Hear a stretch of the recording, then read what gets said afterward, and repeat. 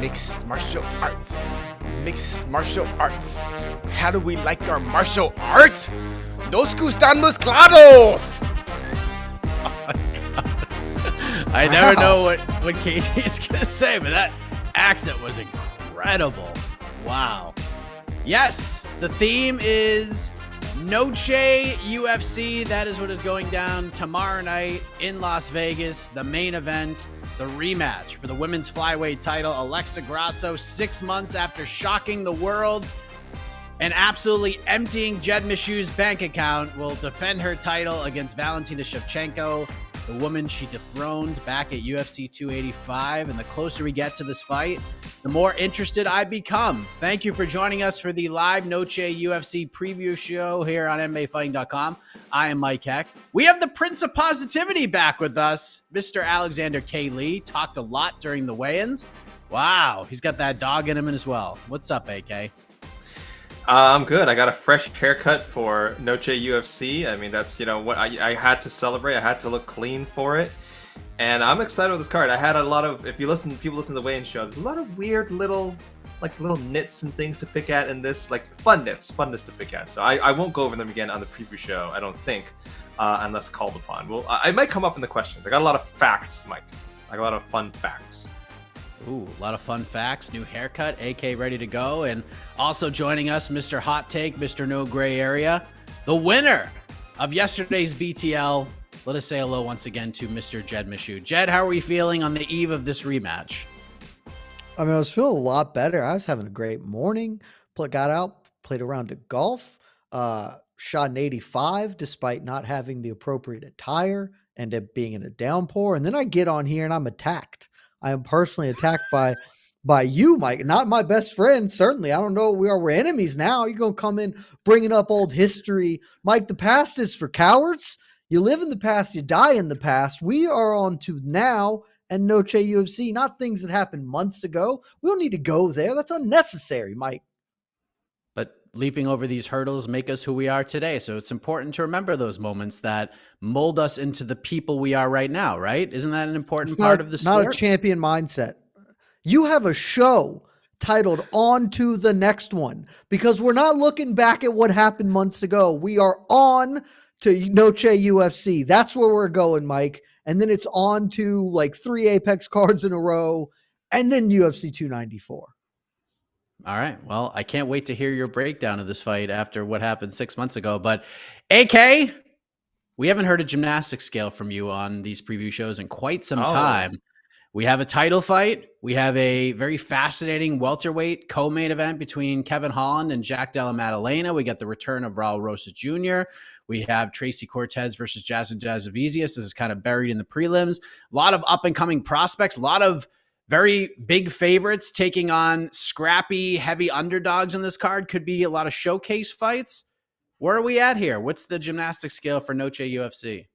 I think we got a good rating here for, what is a non-pay-per-view, even though it is headlined by a title fight. I like the fact that they've booked several quote-unquote squash matches. I think and we'll get into those. We'll dive into those more later. I do like the fact that, some of these are meant to be showcase fights for some of the fighters who either the UFC is invested in or who maybe fit the Mexican Independence Day weekend theme. Because it also means there's chance for upsets. And upsets are always fun too, right? So you almost can't go wrong either way. Hopefully we don't have too many, forgettable fit 3-rounders or something like that. But overall, I think they've mixed this card up right. I think you're going to get good, competitive 3-round contests plus a nice handful of finishes. There's a lot of names on here who I'm happy to see that maybe haven't fought in a while. I'll go, it's definitely over an 8. It's definitely like an 8.6. I'll go like an 8.6. I think that's how good this card could be. If everything goes great, good finishes, great fights. I don't think it's going to be a card that we're going to be, remembering a year from now, maybe, but it could be one of the better cards by the end of the year. We'll see how it goes. Jed, on BTL yesterday, you threw out 1 star on the Michelin scale. As another day has passed and we're a day closer to this event, do you remain with that score, or maybe we added a half star to this, maybe another full star? Where are we at? No, no, no. There will be no half stars in the Mechoulan system. You get the star, you don't. This is a high. Look, that's how excellence is rated. It's not, hey, this is one of the better one stars. It's you're there or you're not. We draw hard lines in the sand. And this is a one star. It's going to remain a one star. Look, if I was in Los Angeles or whatever, I'm not making the trip to Vegas for this, even with all the surrounding circumstances. You have Mexican Independence Day and a fight card in Las Vegas. Like, that's a pretty big pull. Not big enough for me to get in the car and drive, 4 or 5 hours and then have to go back. I'm not making a trip for this. But if I'm in Vegas, the experience, the lights, you've got a title fight rematch for one of the biggest upsets in history and of the year. Maybe it's big. I don't know if it's bigger or not than Strickland. I know Casey's been kind of dragging this up, and it's a legitimate point of comparison. So that main event is certainly that. Like, that's certainly drawing you in. And then the co-main event is like going to just be spectacularly fun. That 1-2 punch right there is really good enough to say, man, if I'm out, I'll take a break from the blackjack tables. I'll stop donating money to the casino for a moment, and I'll go watch this. And then, even though your mileage for me is going to vary a ton, I think this is a 2-fight card, and there's 1 or 2 other fights I have some interest in, but I'm broadly pretty down on the rest of it. AK said, they set this up well, and they probably did for their ends, but like, there are like 3 fights on this entire card that have less than a minus 200 favorite on one side of it. There are a lot of fights being set up for victories, but even in those, and I may not care about the outcomes particularly, that's all being set towards the narrative of, here are the Mexican fighters, Mexican descendant fighters doing this thing on Mexican Independence Day. The vibes are going to be immaculate. And so this is a 1-star card. Doesn't get the second, but be happy with a 1. Many cards do not get a 1. Famously, UFC 293 did not get a star in the Mechoulan system. UFC is doing a great job with this event. They created the new belt for Alexa Grasso. They're making this a little special. They're doing the ceremonial weigh-ins outside today, so it's going to be a different kind of a feel to everything, which I think is very, very cool. But Jed, I want to go back to you because, look, I hate to drum up old memories, but you do host a gambling podcast along with the great JC called No Bets Barred. And in lieu of these bets you are going to make and help the people maybe navigate them, or at least let the people know what you're going to do, you had to go back and rewatch this first fight, I would assume, right? Alexa Grasso versus Valentina Shevchenko. It was a competitive fight until it wasn't, till Valentina got the takedown, got the fight to the mat, got the submission, and it was all said and done. Alexa Grasso is the new champion. So going back and rewatching that fight from 6 months ago, what did you take away from it? What did you learn from that fight that brings you into your thought process for this rematch on Saturday? I think it's pretty likely that Valentina Shevchenko is past her prime, that she is beyond the best of it, which honestly is pretty reasonable given where she's at in her career. I don't know if it's gone up on the site or not. I wrote my weekly gambling column about this, and like one of the pieces on it was obviously about this fight. And it's, look, in a vacuum, I probably would still pick Valentina Shevchenko to win this fight, but I'm really not even certain of that anymore. I think certainly at her highs, at her best, she was a better fighter than Alexa Grasso, but I am really not confident that she's that anymore, because I want to pull up the exact number, because I did the math on it. I crunched the numbers, the data. I was talking earlier this week, frankly, about Israel Adesanya and be like, he might have too many miles on him. He's got 13, 14, 15 years of fighting experience, and literally like 115 fights or something across boxing, kickboxing, MMA. Valentina Shevchenko has even more of those. She has been fighting professionally. Her first MMA fight was in 2003. So quick math, that is over 20 years that she has been fist fighting professionally, which is astonishing. She has 133 fights to her name that I could confirm across kickboxing, MMA, boxing.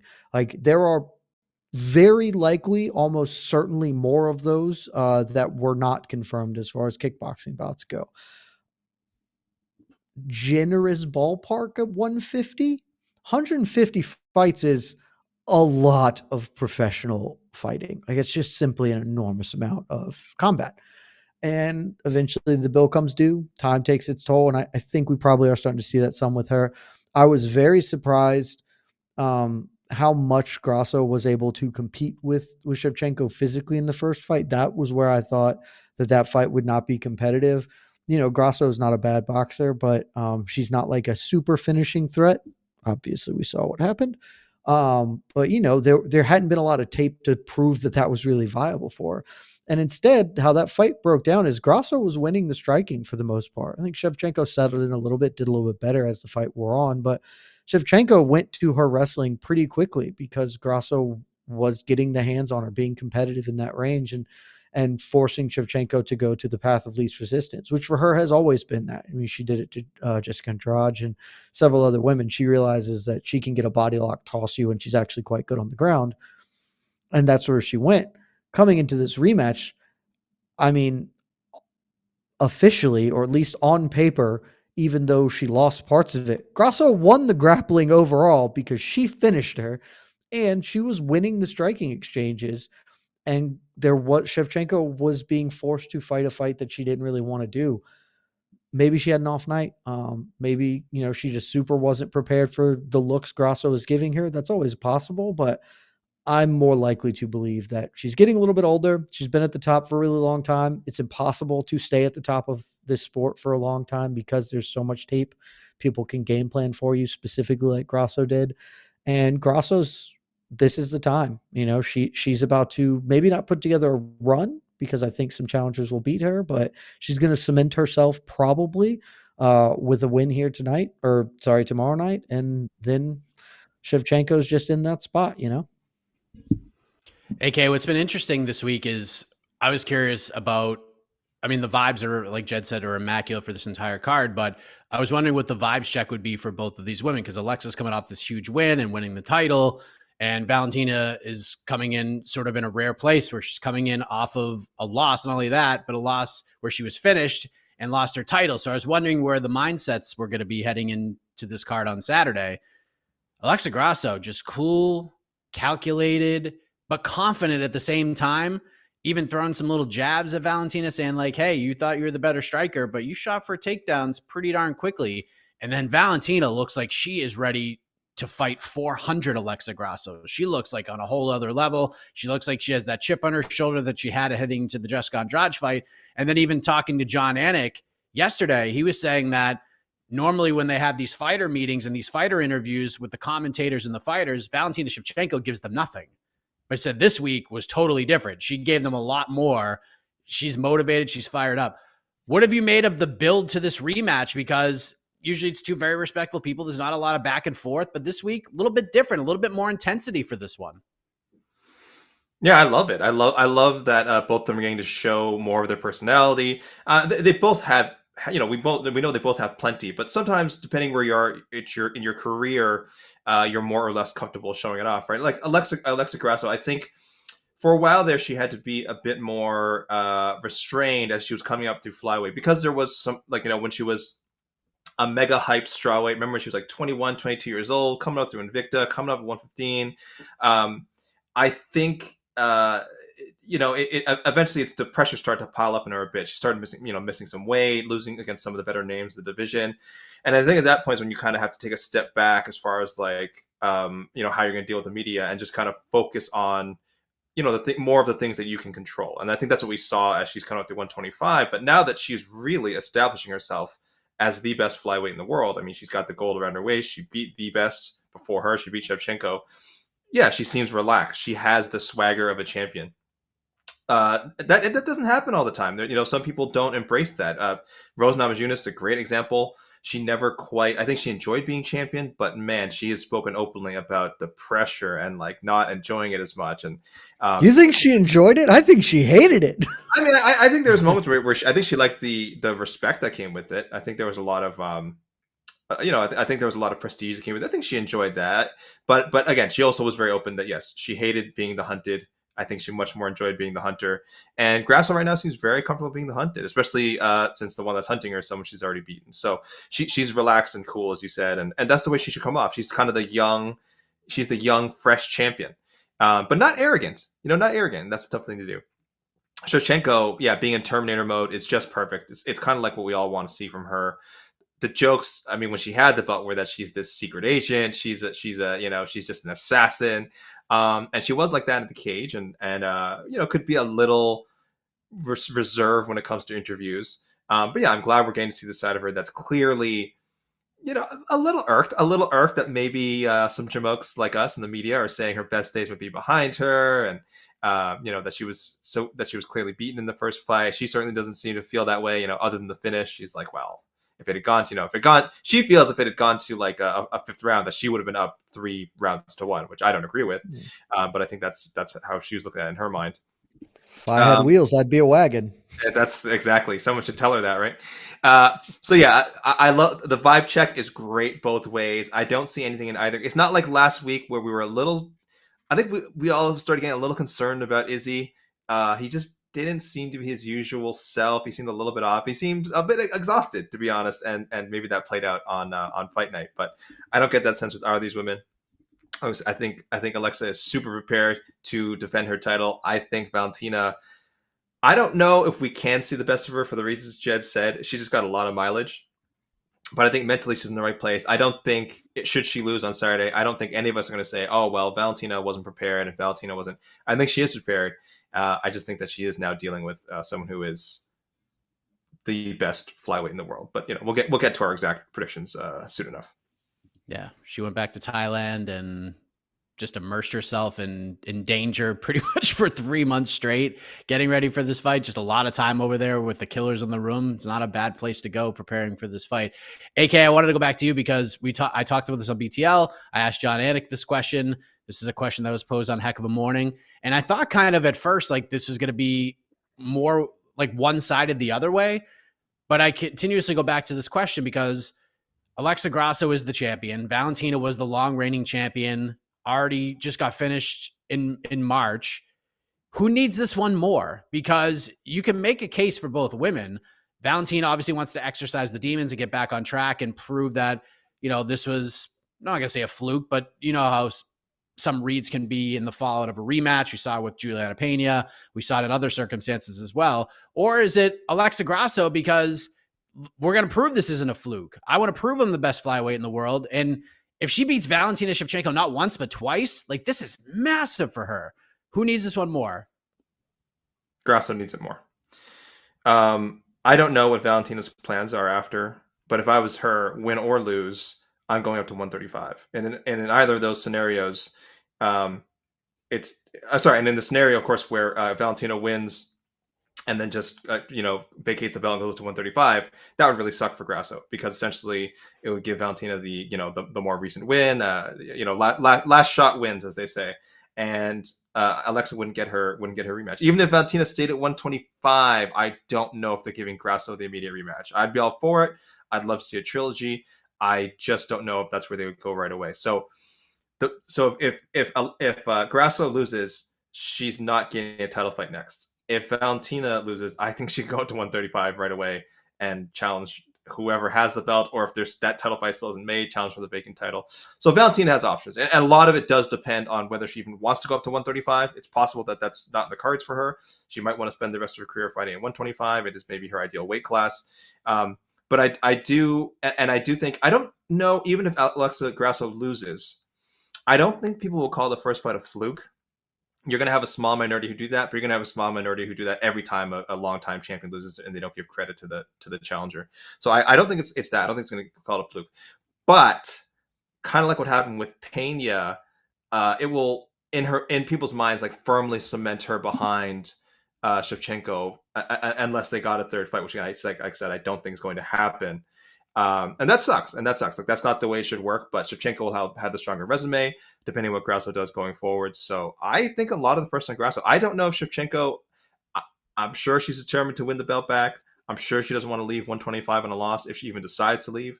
But I don't think there's just much pressure on her. Her reputation is what it is. It's cemented.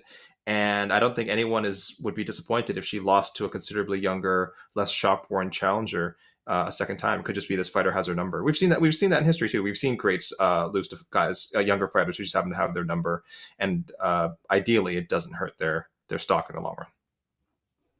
What's the better result for business, Jed Meshew? Valentina getting it back, maybe a trilogy fight, letting Erin Blanchfield, Manon Fiorot settle who the number one contender is once and for all? Or is it the new guard officially taking over? Valentina goes on and does other things, maybe moving to 135. Maybe she just fights Rose Namajunas and just a big name star versus star kind of a fight, big name versus big name kind of a fight, and opens things up in different ways. What do you think is the better result here? For business, it's Valentina winning. I would also personally like to see it because to sort of piggyback off what AK was saying, I think if Grasso wins, this won't be considered a fluke because people in this space have a particularly difficult time wrapping their heads around like what flukes are. And if it had been like a knockout, then they would be like, okay. But if it quote unquote feels more skillful that she took the back and choked her out, so it won't be looked on like as a fluke, but it will be looked on as, hey, that's that's not a thing that would happen all the time. And that would be great for me because it would just drive home a point I've been trying to make for years, which is being a champion is the hardest thing to do in the sport. Defending your belt over and over is the most difficult thing the sport has to offer because there's a lot of tape on you and people prepare everything. And look, Alexa Grasso was losing this fight, but she studied the tape and saw that Valentina spins. And when she does that, you could take her back and choke her. And it would just be like the most condensed selling point of that. Whereas if Grasso wins, the narrative shifts pretty quickly to, yeah, Shevchenko's past it. I mean, the fight before this, she had to really get a little bit lucky and dig real deep to pull a win off over Tyler Santos. And then she loses her belt and loses again. Like that's just the inflection point of her career. She hit her peak and now she's on the downslope and that just becomes the narrative. Whereas if she does at least reclaim the belt, I think we get a little more play there. Certainly her reclaiming the belt is better for business though, because if I'm in Valentina Shevchenko's corner, what's up, Chevy Truck? Let's talk. If you win this fight, you should not fight Erin Blanchfield. Maybe you win, maybe you lose. I tend to think you lose. You shouldn't fight her. Again, you could probably beat Manon Fiorot too, but what are those doing for you? Your legacy's set in stone. The loss to Grasso already sort of prohibits you from getting into that Anderson Silva, Demetrius Johnson rarefied air of double-digit title defenses. So let that dream die. Go get the second belt because I feel like you should be able to beat Juliana Pena since you've already done it, or Raquel Pennington because no disrespect to Raquel Pennington, it just feels like a fight that you can win. If you win this belt, go up, make your play for a second belt, and you can retire in there and you can leave 125 to this new crop of contenders. Maybe Grasso gets to fight a title, the winner of Blanchfield Fiorot for the title. You get to do that. And that seems like the best business opportunity because there's so many fights coming out of this. Whereas the other way, it's Grasso versus probably Blanchfield, but maybe Fiorot at this point, which is okay. And then, yeah, I think they probably would do Rose versus Valentina, which is a big fight, but it's not as big as Valentina fighting for a second belt against whoever. So best for business, Valentina getting the dub. All right. I mean, you guys both make interesting points in different ways. So real quick, and then we'll make our picks. True or false, AK? This is the last Valentina Shevchenko fight at 125 pounds. I can't go a hard true on that. I wish, because I just don't feel like there's anything for win or lose or anything left for her to do at 125. And again, she could easily is so disrespectful to some of the fighters at 135. But women's 135 is a pretty disrespectful division, if we're being honest. All right, and it's not their fault. It's the fighter's fault. It's the promotion's fault for not building it up more, and I can't even blame the promotion that much. It's the world's fault for if you're an athletic woman who is in the 135 and up range, you're probably going to go play another sport. Let's be honest with ourselves. So yes, I really, before it's all said and done, would like to see Valentina return to 135. I know it's not her ideal weight class. I know she was only competing there because 125 didn't exist for the longest time. But if you're her team, you got to let her know, like, there's opportunities to be had there. Maybe she can't beat Juliana Pena again. I think she would. Maybe she can't beat Raquel Pennington, Jed. Maybe she can't. I think she would. But it's certainly much more interesting than seeing her kind of circle the wagons again at 125, especially with how young and good this division is getting. It's just such a harder. If she loses, it's such a harder climb to get back up there. And if she wins, it just makes her the target up against some really potentially great flyweights. Now, if she wants to test herself in that way, that's fantastic. But I would like to see her go to 135. But I won't go as far as to say true. I can't guarantee it. I think there's that element of, well, stay at 125, and because it's the way, it's her best ideal weight class. It's where she's comfortable fighting. And she does 1 or 2 more fights before, I don't know, either retiring, which would be fine, or again, maybe making a delayed move up, delayed return to 135. But I don't think she's done. What do you think, Jed? Final fight at 125? Probably not. I would like it to be, but I don't. She doesn't seem wired that way. I mean, this whole week, I have a lot of concerns about her approach to this fight week and what that says about her mental state. But I'm sure psychology is suspect at best. My ability Why? Why to though? because the coming in the like, I'm really angry that I was winning that fight, and it's nonsense that you all think this, and I'm coming in here to retake my throne. That feels a touch performative. And it just feels like, again, I could be dead ass wrong. I've been wrong many times in this, but that just feels like she is grasping at internal straws for something to get her there because she's not there, you know? That really hasn't largely been how she's approached stuff like this. And so I don't know. Unclear how I feel about it. I just think it's probably not great. But yeah, also all of that feels like she's going to stay at 125, win or lose. If she loses, I mean, I guess she could go up to 135, but she would be losing because someone beat her, not because she can't make the weight or her better weight class is up. So it doesn't totally make sense to me. And I think that she probably still has a bit of that. No, I'm actually the best. I've lost twice, and that's I don't know why that happened, but I need to prove to everyone I can win. And by that same token, if she wins, even though I think it would be a bad idea, I feel like she has that intensity to her to be like, there are other women and people are starting to think I'm not it because I showed weakness, because I lost. People are out there saying Aaron Blanchfield is the best flyweight in the world. Even my long defender, the original driver of the bullet train, Jed Meshew, is saying Aaron Blanchfield will beat me. I need to beat this woman to show it. And so I think we are probably going to have at least a few more fights with her here, even though I wish this would be her final one, win or lose. All right, let's go to the picks here. Lines are much different than the first time around. AK, Valentina Shevchenko, the favorite, minus 166 as we speak right now. The comeback at Alexa Grasso, the champ, plus 140. Who leaves T-Mobile Arena with that beautiful belt wrapped around their waist? You know, Mike, I love that plus on Alexa Grasso.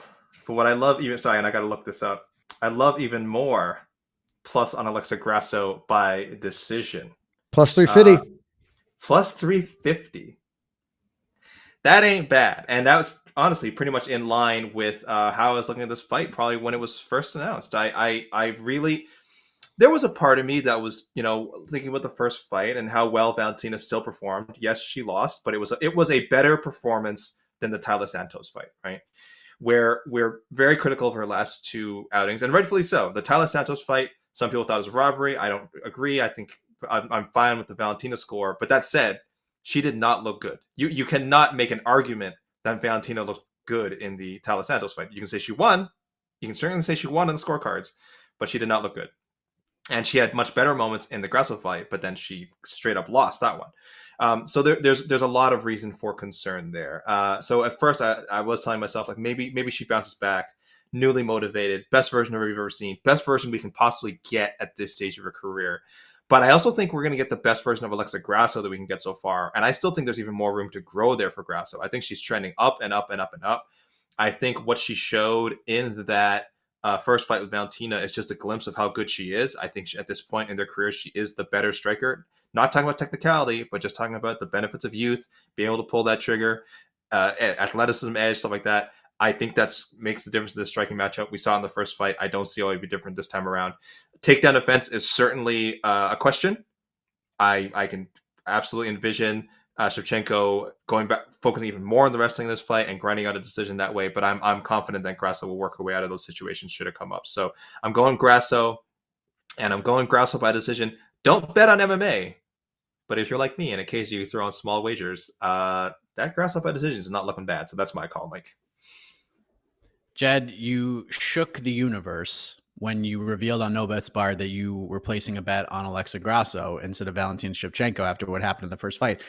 But I understand your reasoning behind this, because this is a value play more than anything else, because you feel that at best or at worst, this is a 50-50 fight.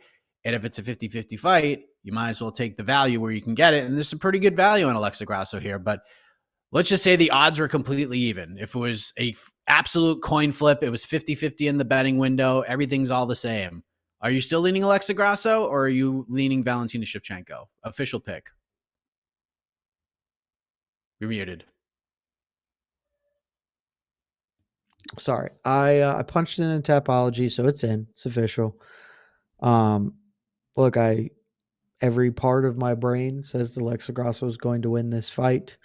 But I'm going to go down with the ship, you know. I've already gone down financially. Why not go down, you know, spiritually, emotionally? I have been, I would say, the biggest Valentina Shevchenko supporter on this and many websites, basically since day one. I've been riding with the Chevy truck. And if this is the end, I mean, look, I staunchly, despite logic and reason and any level of sanity, kept picking BJ to win fights at the end of his career. But I got Dennis Seaver. If the old BJ shows up, Dennis Seaver isn't very good. He could beat him. Nope. I'm going to keep riding with Shevchenko until the wheels fall off. So I have a bet on Alexa Grasso. I have a smaller bet on Alexa Grasso by decision, but straight up picks, give me Valentina Shevchenko by decision. Man, I still don't know. Like, I honestly, even sitting here right now, I have no idea.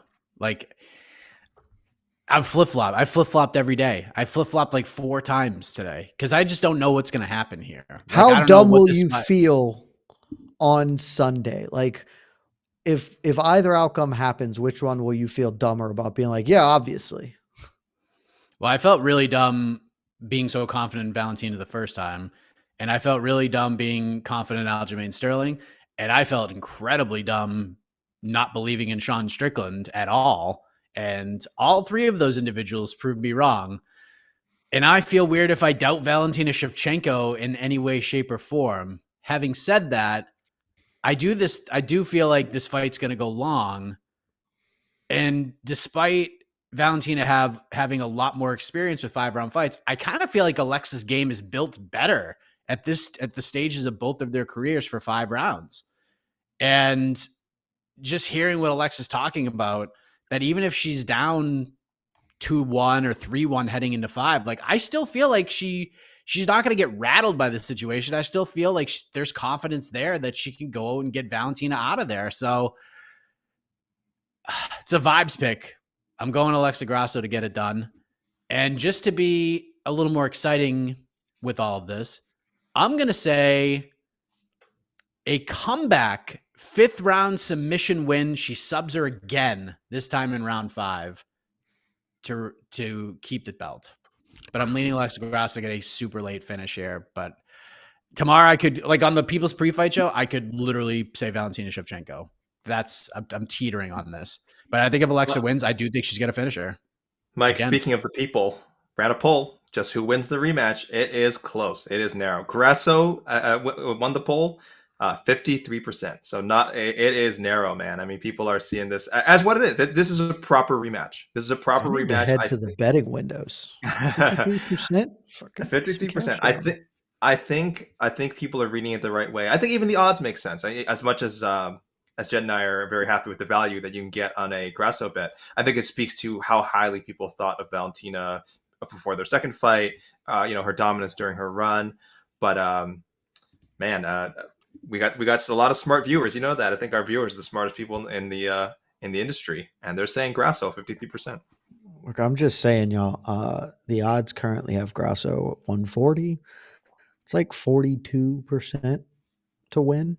So some of y'all need to go Go pull up DraftKings.com, use the code MMA Yep. Hour, and let's get that line a little tighter. Because if I can get plus money action on Valentina too, and I can have it stopping and going, that'll be great. And you don't have to be cute like us and go decision, guys. I mean, plus 140, like straight up Grasso. If you think she can get a knockout, sub again, that's not bad either.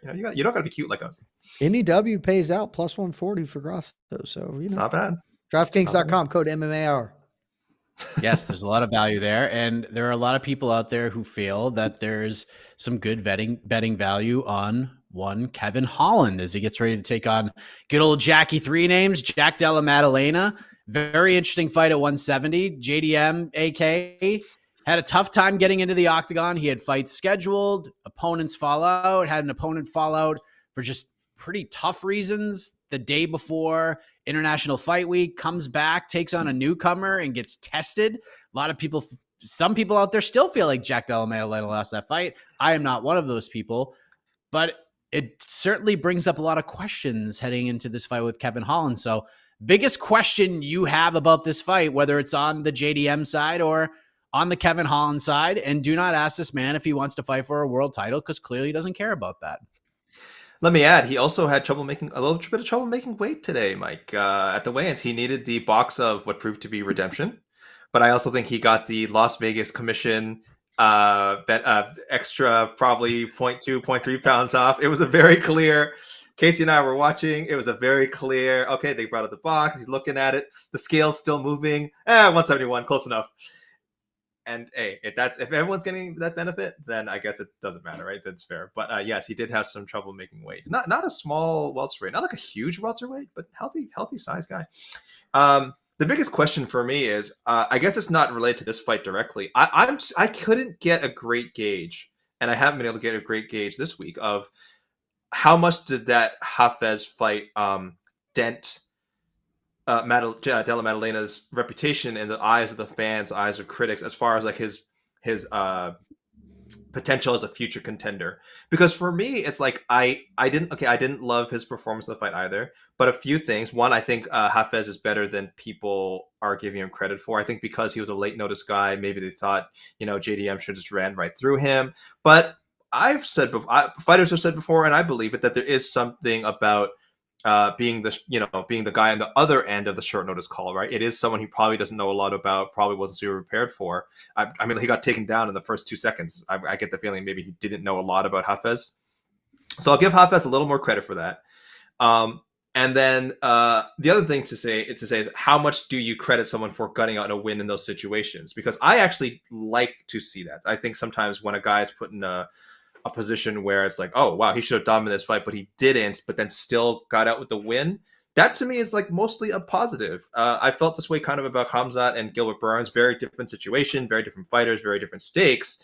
But I remember some people saying that as, wow, he got exposed because he couldn't finish Gilbert. Well, for me, it was like Gilbert's tough as hell. And the fact that he probably didn't fight his smartest and went, hammer and nails with Gilbert, I actually thought that was really good. Like, made me think more highly of Khamzat. So that's my question. I don't know where people are with JDM. I'm undecided. So those questions that I just brought up, I'm still asking myself. I'm still trying to figure out. I don't know. Is he a clear cut, top 5 guy by the end of 2024 or heading into 2024, or did we see did we get a better glimpse of his ceiling in that fight? So that's what I want to know. And Saturday, the Kevin Holland matchup is perfect. And I think it'll help to answer a lot of these questions, or at least push us in the right direction. Jed, you've had thoughts about JDM's performance, and it's not the fight itself that you question, because, all these opponent switches, multiple weight cuts, like all of that could play in. And sometimes you just don't have your fastball and you go in and get a win. But you were more concerned with some of the decision-making in the fight IQ that you saw in JDM's most recent win. If he goes and shores that up and just runs over Kevin Holland tomorrow, or wins at least a pretty clear-cut decision, or finishes Kevin Holland, where do you place him in terms of the welterweight up-and-comers? Because I know you're very high on Ian Machado Gary after UFC 292. I know you were very high on JDM before this fight. Does JDM kind of get back in the good graces of where you see his ceiling if he goes out and performs like he did? Like if he fights Kevin Holland like he fought Randy Brown and just gets him out of there, will you go back? Will you course correct? I don't know if I'll course correct. I mean, it will certainly be a big step for him because yeah, I get what AK is saying, and in general, like you do like to see that about fighters who can overcome adversity and battle through it. My biggest issue with that is he created like all the adversity to overcome. And so I don't know if I should give him credit for dogging it out and winning a tough fight when he's the one who made the fight tough. Like he just wasn't dumb. It would have been fine, but he kept jumping guillotines. And that's not even me saying it. His corner was telling him during the fight, dude, stop doing this. It's bad. And he just kept doing it. And like, yes, opponent switches and that it not the same dudes, but that is very concerning when originally the opponent he was preparing for and had the most camp time for was Sean Brady. So like this isn't like he went totally from, hey, here's a dude who's not going to take me down to, hey, here's a dude who's going to take me down. Like there was some prep time going and he just felt committed to an offensive strategy that was really, really bad. And that like that fight alone made me entirely reevaluate him because yes, I mean, Jackie Three Names has been a sensation since joining on the UFC, and he's got good wins like the Amiv, the Randy Brown, Danny Roberts, like those are solid wins.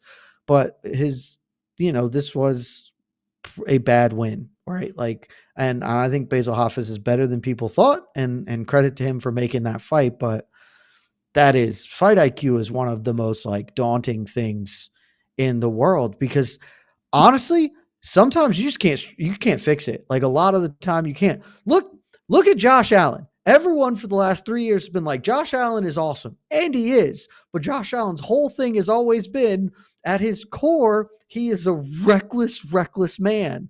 And sometimes that leads to 3 picks and losing to the New York Jets who don't have Aaron Rodgers.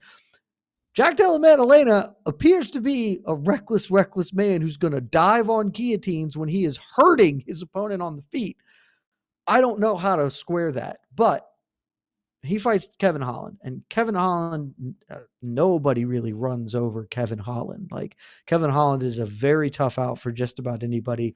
The only time Kevin Holland has been stopped in his career by knockout, and that's I think what everyone expects, is Stephen Thompson in the 4th round with a corner stoppage that he was still ready to keep fighting in. So look, if Jack Della comes in and puts the hands on him, that's going to go a long way to making people forget, but it has totally scared me off him and honestly makes me really concerned about this fight because Kevin Holland's really tough and Kevin Holland can mix things up. And if Kevin Holland's in there and jawing at him and doing the talking thing, Jack Della was willing to jump guillotines on a dude he was clubbing on the feet.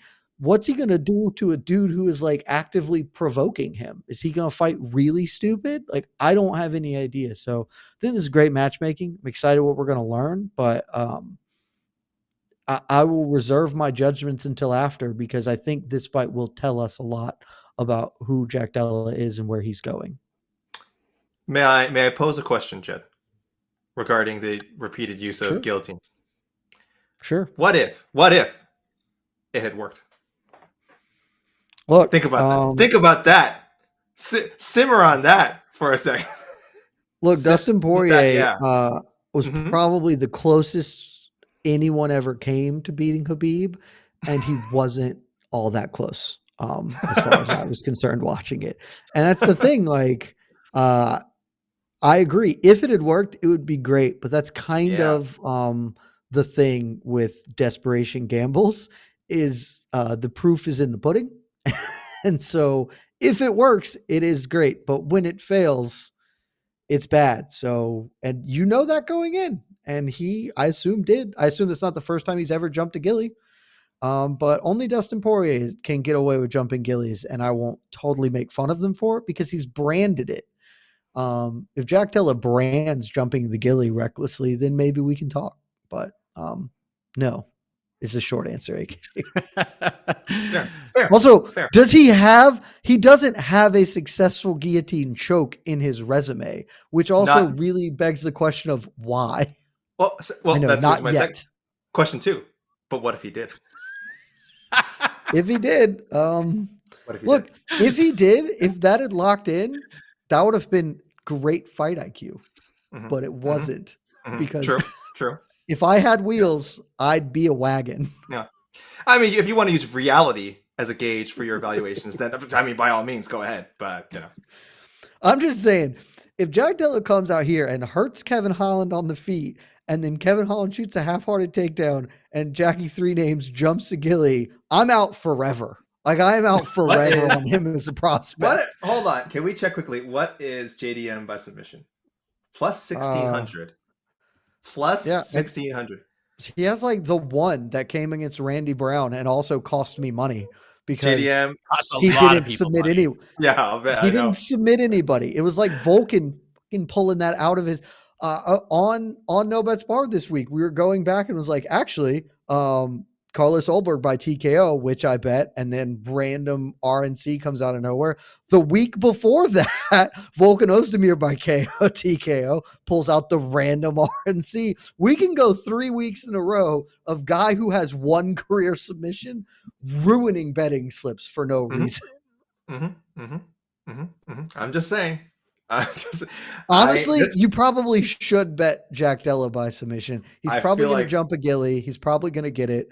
And I'm going to have people in my mentions being like, oh, I thought his fight IQ was bad. Like it is. It's dumb. You shouldn't do it. I am now rooting for this harder than anything I've rooted for all year. You should bet on it.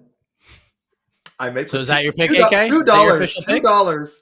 A $2 bet gets you $34 back. I'm just saying. I should. I'm picking Holland to win. I'm picking Holland to win. Not because I think JDM is bad. Not because I think he was exposed in the Hafez fight. I think Holland's good. I think Holland is. It's hard to. We didn't even talk about the Chiesa fight enough. Like talking about gauging someone off their last performance. Chiesa just did not look good. Okay, we can all agree. I remember we were in our Slack going like, man, is he just like, is he injured or has his time come as far as like his mileage, the amount of mileage on him? He did not look great. Just Chiesa did not look good in that fight. And Holland, to his credit, what did we have to do? Won the fight. And I think Holland is even better than that performance show because again, I don't think we saw a great version of Chiesa. So he's a bit of a wild card at 170. Talking about guys being contenders, I don't know how I feel about Kevin Holland, but again, talking about all these people getting title fights like Sean Strickland, I really see a world where Kevin Holland somehow fights his way to a welterweight title shot. And if I believe that, then I can believe that he's going to beat JDM on Saturday. And I'll go as far as to say Holland by knockout. Ooh, all right. I don't know what round. I just got a Holland by knockout feeling. Jed, I know you went to the AI people. You went to you went to technology for this, and ChatGPT says Jack Della Maddalena gets it done. 50-50 proposition. Are you going with technology here? Or are you going with Kevin Holland? I mean, you've got to trust the robots. I mean, Mike, the robots are 11-5 this year. I just had to confirm that. I mean, they know things that we never can know. They nicknamed him the Hammer out of nowhere. They knew that Kevin Holland's nickname was Trailblazer, but they were just like Jack the Hammer Della Maddalena. And who am I to argue with Skynet? Couldn't be me. So I'm going Jack Della. I'm going Jack Della by decision. I thought coming into this fight, I'd pick Kevin Holland. I think he does present some very interesting challenges for Jack Della, but the robots, Mike, it's just a robot. So by decision, because Kevin Holland is tougher than a $2 steak.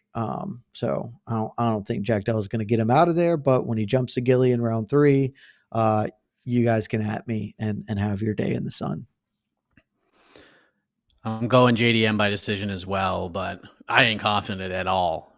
I'm not confident in either of the picks that I made here, but so we're clear. JDM by decision plus 300. Ooh, it's not a bad bet right there. On DraftKings.com. Use promo code the MMA Hour. There you go. Most intriguing storyline outside of the top 2 fights. AK. Mike, where do I begin? I love so many of the weirdness in this card. I'm going to cheat here, and I'll be quick about it and throw out some of the weirdness. Mike, we got 2 mutant matchups. We got 2 matchups that exist on this card because everybody else that was originally booked to fight. We have 2 of them? Fell out. We have 2 of them.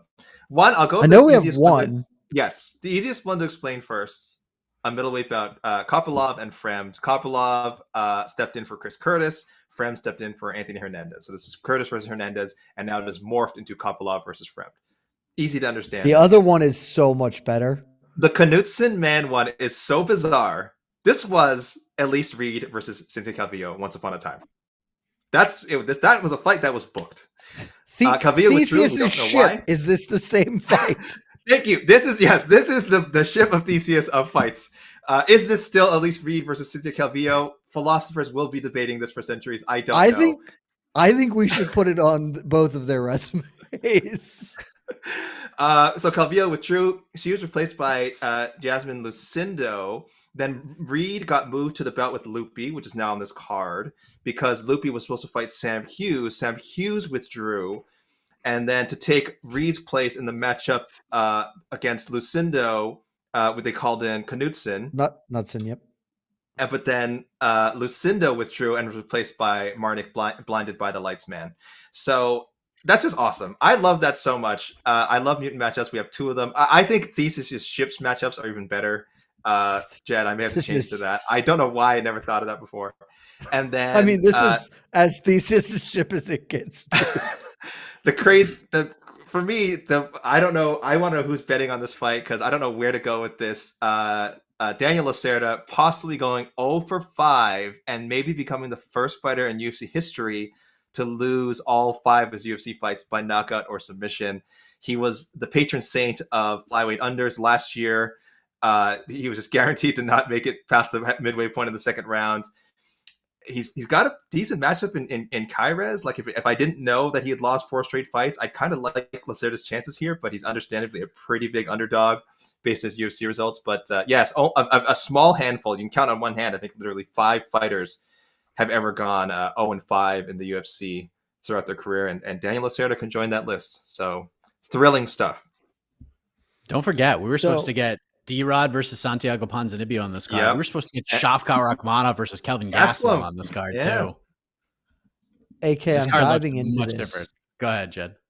I'm diving into this, AK, and if I have this right, and I believe that I do, this could be a record-breaking event because Elise Reed obviously is now fighting Lupita Godinez. If she loses to Lupita Godinez, that's tough. However, if Josephine Knudsen loses to Marnik Mann, I think that means Elise Reed goes 0-2 on the night because I believe Mann is the Theseus' ship replacement part for Elise Reed, and I think it's Knudsen who is the replacement piece for Cynthia Calvillo. So Calvillo might pick up a loss not competing this weekend, and Elise Reed might be the first woman in UFC history to lose twice in one night. Sure, there are still pieces of the spirit of Elise is still in the opening fight. Is what you're saying. The original matchup. This is yes. It's still Elise Reed, Cynthia Calvillo. That's what's at stake in the Knudsen Mann fight. Wow, what a different way to look at things. That makes it way more interesting. If you watch tape of Marnik Mann, she's awful. God. Great nickname. The Sawed-Off Savage is a fantastic nickname, but also, I mean, like it might be low-hanging fruit, but if your name is Marnik Mann, it's already alliterative, and Marnik is like, you should just be Manic Marnik Mann. Like it's just a much better fight nickname, even though I like the Sawed-Off Savage. Like I think that's a good nickname. Oh, and John Anik said it was Knudsen. The K is not silent. Knudsen. That could be the case. Swedish. Swedish, I believe. The K is not silent. Yes, she is. I'm from the South, so we're just going to botch things sometimes. You got to live with it. Yeah. If Anik says Knudsen it shall be. It is Knudsen, yes. Casey, we'll take a few questions. We won't go crazy because we do have the People's Pre-Fight Show tomorrow, and that's all we're going to do is answer questions. I have a question for Mr. Jed. Shoot. Explain so you said Shevchenko off a loss should go to 35, correct? Yeah. I mean, I just don't know why you hang around 25. That's less it's just like, what are you going to do at 25? You're not going to get back. I mean, you can maybe fight for a title again. It's just, who cares at that point? At least moving up to 135, you get a win or two. Maybe you can pursue a second belt and add that to the mantle. So yeah. I'm more talking about the. I was just surprised you suggested that, only because I know it's not the same exact thing, but the whole Volkanovski thing, him trying to do 2 weight classes. What's the difference here with Shevchenko? Because clearly, Are you saying if he loses, or well, that's why I guess I was asking Shevchenko. You think when on a loss only, she should go to 35? Is that what you're saying? no? I think either way she should go to 35 because I So even believe on a that she win, has. if she beats Grasso, you think she should go up? Yeah, because I think she's accomplished all that can be accomplished. If she had not lost, I would say stay, because the goal for me would always be chase after Anderson Silva and Demetrius Johnson. 11 title defenses is a number that I genuinely do not believe anyone gives enough respect to. It is unbelievable that those happened. Like it is astonishing. And so if that's in play, you should be chasing that the whole time. Like that should be your full focus, because I just think that age is better and is more meaningful. Shevchenko's out of that conversation now. The loss to Grasso means that she's cooked in there, so she can bounce. Volkanovski, in my opinion, should just be focused on chasing that down, like chasing down Jose Aldo, chasing down that number, because like winning a second belt, it has cachet, but there are 2 people who have double-digit title defenses in UFC history. There are 8 2-division champions. One of those things is more difficult and impossible to do. And I frankly respect it more and think more people should. So if Volk loses, then as soon as Volk loses, if he does at featherweight, immediately bounce and go pursue the second one. But for me, I have always thought that just try and rack up as many as you can, because that is a substantially more meaningful metric by which your career should be viewed. Okay, I was just kind of curious. I wanted to get a little more in depth on that. No, but. Totally fair question. And again, if Shevchenko hadn't lost to Grasso, maybe just because the Nunes fight would have been big, but with Nunes retiring, I don't own this division forever. Cool. Oh, actually, one more question. The fighter who puts up 12 title defenses, like that's just, I can't even fathom that as an event. That is so astronomical. Be that one. Like that's who you should try to be. Is a motivated Valentina Shevchenko, is that going to be a thing soon? Do you think there was just a lack of motivation? Like, because we get this, we say that to John Jones a lot. That's why he almost lost Dominic Reyes. That's why he almost lost Thiago Santos. He wasn't motivated. Do you think that applies to Shevchenko at all? I don't think people are going to say that about Valentina, because I think with John, because now this week everyone's saying, oh, Valentina's got to get different intensity now. I'm just kind of throwing it out there. It's just a different intensity, but I don't think that they were suggesting that she was not motivated before. I mean, you're going to ask that about any long-standing champion, but with John, it manifested itself in tangible ways. Remember, he was getting in trouble with the law. There was the PED stuff. Like there was so many cracks in the John Jones armor that we had to chalk it up to specifically spoke it into the world. Sure. I don't think Valentina would ever admit something like that, even if that was the case heading into the Grasso fight or the Taila Santos fight or any of her previous fights. So I don't think it's as strong a narrative as it was with someone like John Jones. John was a little more transparent, both intentionally and not intentionally. Right. Look, if Shevchenko comes out, wins the fight, and says afterwards, I was doing hookers and blow in Vegas, and that's why I lost to Alexa Grasso, she is then yes, my favorite fighter ever. I would then believe that the narrative of motivation may come in question, but no, I'm with AK on this one. Don't clip that. Particularly because part of her shtick has always been like, I respect all of my opponents. They're all the hardest people I've ever fought, blah, blah, blah. Yeah, the only time I can remember Valentina, like, with this, I don't know if anger is the right word, but definitely a chip on her shoulder, was before the Jessica Andrade fight. Because a lot of people were like, oh, Jennifer Maia won a round. Maybe she's already lost the fastball. Oh, Jessica Andrade is a killer. She's knocking out everybody. Like, she could be the one. Killed her. And she killed Jessica Andrade. That was probably the best performance of Valentina Shevchenko's career. She pitched a perfect game against someone that very few people to that point, no one had really pitched a perfect game like that against Jessica Andrade. And it was just pillar to post, 8 minutes and 19 seconds. Valentina just ran her over. That was the last time I can remember her coming in with this much intensity. She also had a spectacular showing against Lauren Murphy. Yeah, that was really the peak of Valentina.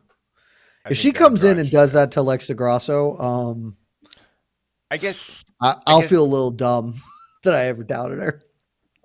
And yeah, I'm wondering too, is this going to be seen as an Amanda Nunes Pena type thing if she dominates, where it was clear. That's why I agree. I think everyone agreed that Grasso's got more pressure on her because she doesn't want to become the flyweight Julia Pena. She just caught the champ on an off night. She needs this more. I agree. The more we talk about it, the more I completely agree. Because Shevchenko's her legacy's already set. Now it's just can her legacy get better? She's already a Hall of Famer. She's already the GOAT flyweight. So, yeah. Cool. Casey, I assume you already have a question queued up, but I do want to make sure we get to Carol Man 91. I don't know if you see this one. If Grasso wins, is she the fighter of the year? Let's go for it. Yeah, I saw it because it just made me... I remember, I think we actually had this discussion... between her and Strickland, I'm assuming. Yeah, but it might be exactly. It's like between her and Strickland at this point. And theoretically, you would give Grasso the edge because, if they both pulled off, big upsets, but if Grasso does it twice, then surely she's the fighter of the year. But I would also say I view the Strickland upset as bigger, at least in the moment. So she could be not fighter of the year. Jed, you don't like it because you don't want to make someone fighter of the year if they just beat the same person twice. Absolutely not. I think I think it's impossibly dumb. Your same reason for not wanting to put Volk over Jose Aldo because 3 of his wins are all over Max. That was Max. It was Max Holloway over Jose Aldo. Okay. It was Max Holloway beating Jose Aldo twice to win fighter of the year. Yeah. Right. Just don't. And on the Max one was super clear. This one, there's at least maybe more argument depending how the fight unfolds. But Max, he just beat Jose the exact same way. It was an identical fist fight for the most part. Cool. We knew after the first one that you are an awful style matchup for this dude, and you did it again. It's just give me a variety of opponents. It will be an incredible achievement for her to beat Valentina Shevchenko twice. She at this point probably isn't even in my top 5. I'd have to really think about it, but she'd be in my top 5. She would be in my top 5. She might crack 5, but if John Jones beats Stipe, it's gonna honestly. I think the case will be Strickland versus Jones, and I would probably still lean Strickland. Strickland Jones, and then honestly, the actual correct answer of person who had the best wins would be Islam Makhachev if he beats Charles Oliveira. Or conversely, if Charles Oliveira reclaims his title and beats Makhachev and Benny Dariush, those are the 2 best wins anybody has this year. And all 3 of those would undeniably for me be ahead of Grasso. And so I should be the female fighter of the year, I guess. But yeah, for sure. I would say that she should not be in this conversation realistically. It does feel more compelling when you have other names in there, right? Because we should remember it wasn't just Strickland beating Adesanya. He beat Imavov. I'm pretty sure he was the underdog in the Imavov fight. I could be wrong. That fight was at 205 too. It was, but I mean, it was also on 5 days. Yeah, it was also on less. Yes, it was essentially a middleweight fight. Essentially a middleweight fight, right? No. Just the guys. Actually, that's what Strickland. I remember Strickland. Whatever. That's in the past. But I remember Strickland saying, "I don't know why he took that fight at such a heavy weight." Because he was. But remember, Imavov is not a light heavyweight either, right? So they're both middleweights, right? They're both middleweights. They were just weren't cutting. Where guys didn't cut weight, right? So there's no. I will also say, and then he destroyed Abus Magomedov. I don't know how much. And look, so Casey, I'm totally with you on that, but there is definitely part of this, with all of these sorts of awards across sports, that is narrative, and the idea in January that Sean Strickland would be here. That adds some juice to his case. All right, turn of the year, Sean Strickland was off the betting boards for end of year middleweight champion, and now look at him that gives you some juice. Actually, if anything, Strickland is without a doubt. I mean, it sounds weird saying it, fighter of the year and breakthrough fighter of the year, considering where he started and where he ended. If we still did breakthrough, I would 1,000% be voting him for breakthrough fighter of the year. I will probably not be voting him fighter of the year. The winner of Makhachev Oliveira is going to be my fighter of the year. I'm 90% sure of. Yeah, right now Strickland's the front runner because those 2 wins are better. If Makhachev beats Volkanovski in the fight of the year and then again dummies Charles Oliveira, it's going to be really hard for me to say anyone had a better year than that. And conversely, if Oliveira dummies Benny Dariush, who everyone thought was the second coming, and then reclaims his title by beating the top pound-for-pound fighter in the world, it's also going to be very hard for me to say he didn't have the best year in the sport. Yeah, It's Charles gonna for be me will be good number race. one. If he manages to pull off that win in the rematch, Charles number one easily. I don't know, but it's weird. I don't know if I feel the other way though. I'm not sure why. You're right. Islam in that case. should be You've number one. always been an Islam hater. You're on Team Charles. No, I'm I Team just want to Islam. see That's how it Khabib come goes. back and lose to Charles Oliveira. It's still possible. It's still in play. It's still in play. Habib has done a lot for Islam. I also think that there's this part of our heads that is like, he's not Habib, and so people subconsciously dock him in like the pound for pound spot because it's like, well, we know that you're not as good as Habib because that's literally what was told to us the entire time in the gym. Is, look how great he is. He's almost as good as Habib.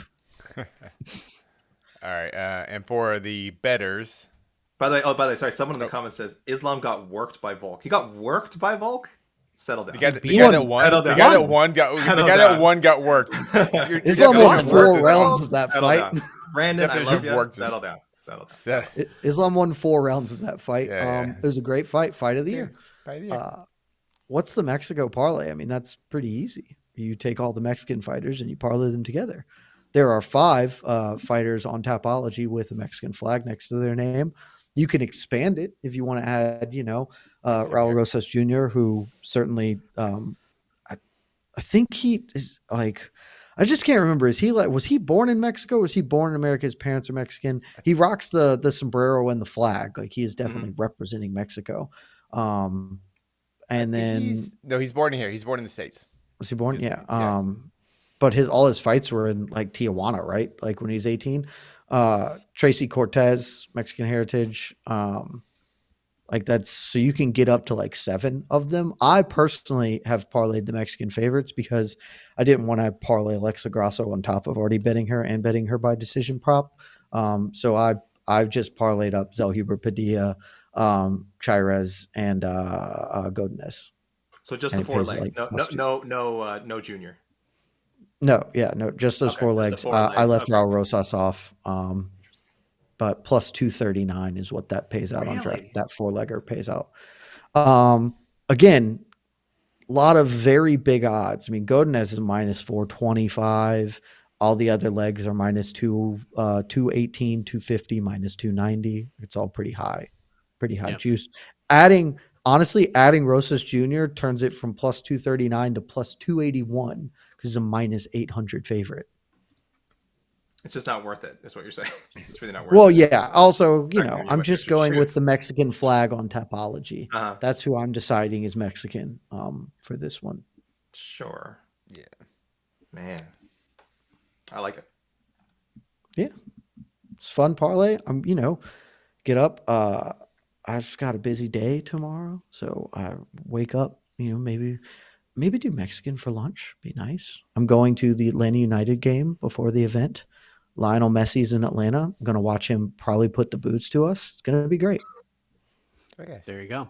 Sorry. Cool. All right, we'll take one more. Well, there you go. Will you guys be eating Mexican food on Saturday for the fight night? Okay. I mean, it's not a bad idea. Never against it. We had tacos in the Heck household last night, so.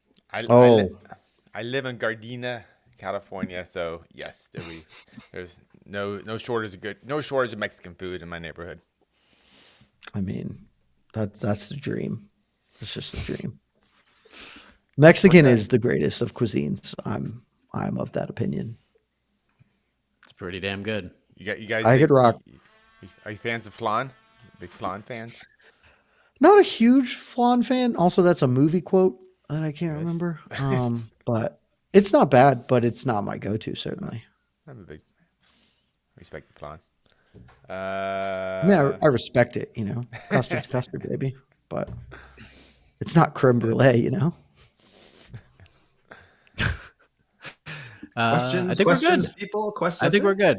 I think we're good. AK wants to keep talking. AK is committed to discussing. Do you have a question that we need to answer?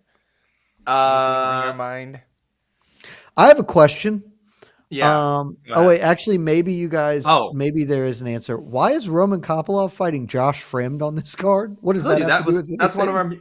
our mutant matchups. That was Chris Oh, Curtis was supposed to fight Anthony Hernandez, and then Kopylov okay, replaced Curtis, and Fran replaced Hernandez. So there you okay, go. okay. I guess having Fluffy. Okay, I'm in on that The now. It's like the that's just one such a standout weird fight. so that's another boat of Theseus, ship of Theseus fight. By the way, is this still Chris Curtis versus Anthony Hernandez? You tell me. I don't know. Oh, actually, Um, can I get a prediction from you guys since we didn't talk about it real quick? So I think this fight's super interesting. Cortez versus Yazdi. I don't know how to say it. Jasmine, Yazidicious. Yasadavicius. Yasidavicious. I'm going to assume we talked about this on No Bets Bar. I'm leaning towards Yasmin just because I've never been all the way sold on Tracy Cortez, and I think she's going to be considerably smaller when they're standing across from each other, like in the cage. I think that's probably enough, but um, it's one of the most competitive fights on the card, at least on paper, Mhm. certainly. So, Yeah, yeah. I know Cortez is slightly favored. Yeah. I was not a Yasmin. I didn't believe in her until I saw the work that she did to Miranda Maverick.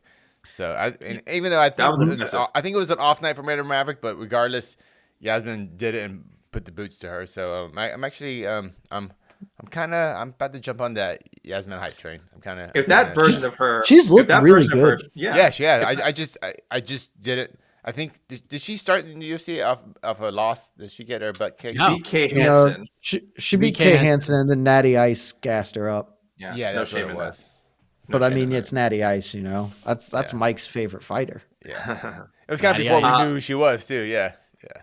If the version of her that beat Maverick shows up on Saturday, I think she handily beats Tracy Cortez. But I don't know. I'm very hesitant to get behind Canadian.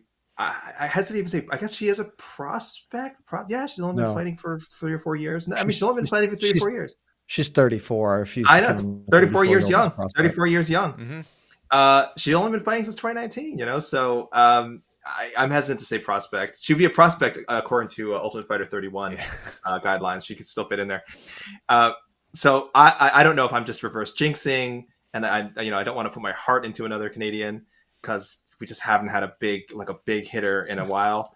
But I do think that the best version of her beats the best version of Tracy Cortez right now. It's hard to know what you're getting from Cortez after actually coming off such a long layoff. Jazza just that pace is going to be a problem for a lot of women in this division. She doesn't stop. Mhm. Like even that, like Natty Ice punched her and kicked her in the face seemingly 1,000 times, and Jazza just kept coming. That's great. And I don't think Tracy certainly doesn't have the striking prowess to stop Jasmine. Now, could she take Jasmine down and kind of lay on her and beat her up down there and just hold her out on the floor? Sure. She's done that to a lot of people.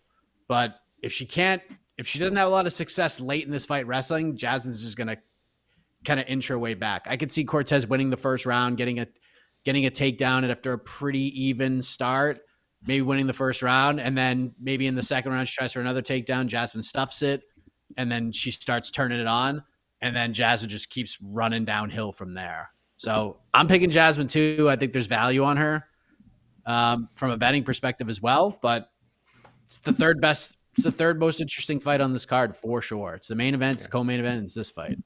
The one more fight I want to shout out. One weird. I kept forgetting. I almost forgot to bring it up during the weigh-ins, and I almost forgot to bring it up now. The return of Alex Reyes. Oh my God. People probably don't even remember. He had one UFC fight. He fought Mike Perry. This was 6 years ago. It will be exactly 6 years ago when he steps into the cage on Saturday night, September 16th, 2017. Almost 2,200 days on the shelf. He has been dealing with osteomyelitis bone infection. I'm not a doctor. That sounds pretty serious to me. I'm glad to hear he's taking this time off, but he was a 30-year-old man when he made his UFC debut. He's 36 now. He's one of the bigger underdogs in the card, and he's also facing a guy who's pretty like decent in Charlie Campbell, a newcomer coming on a short notice, who's actually fought for some decent organizations. So I understand why he's a big underdog, but this is kind of a fun little wild card pick here. Alex Reyes, the older brother of Dominic Reyes. Maybe they're just giving him one more fight because he's been under contract this whole time. And, if he loses, then it's happy trails, or maybe we get a nice little comeback story here. I honestly have no idea what to expect here. I just know Reyes is a monster underdog.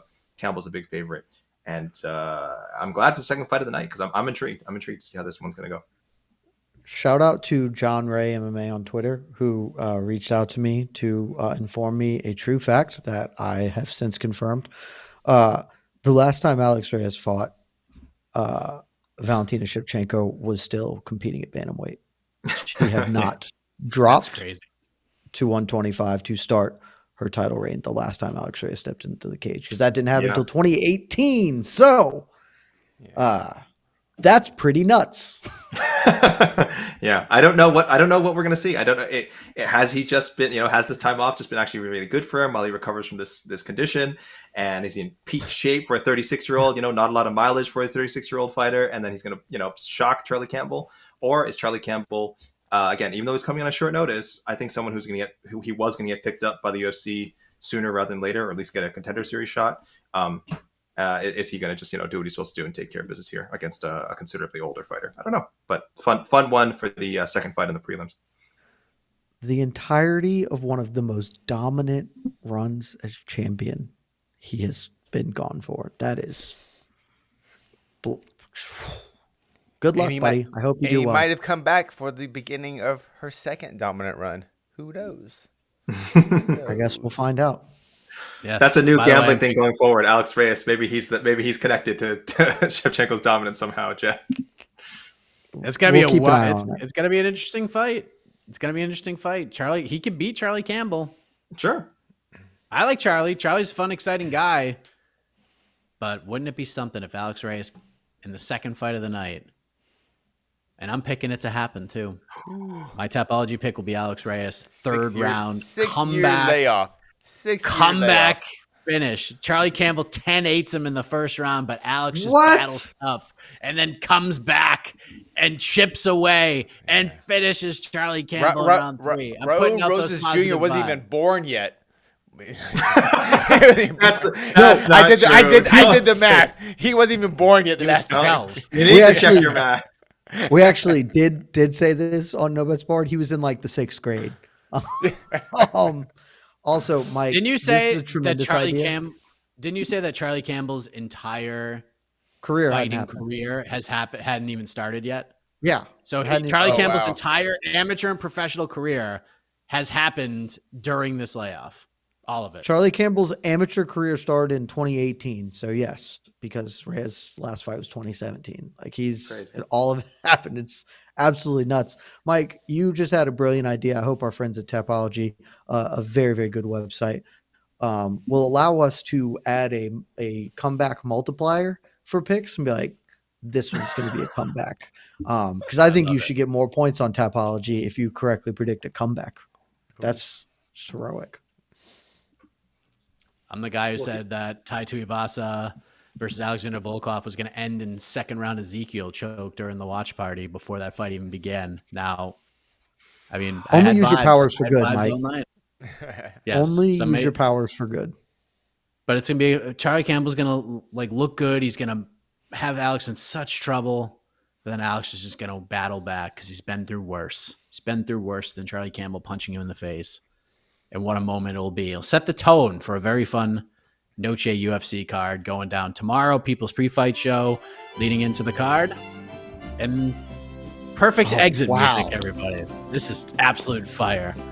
Absolute fire. Also, Shana Tova to all of our Jewish watchers. Woohoo. Yes. Rosh Hashanah. Well, we'll see you tomorrow, everybody. For AK, for Casey, for Jed, I am Mike Heck. Get a good night's sleep. We'll see you tomorrow, everybody. Love y'all. Love all of y'all. Buenos dias.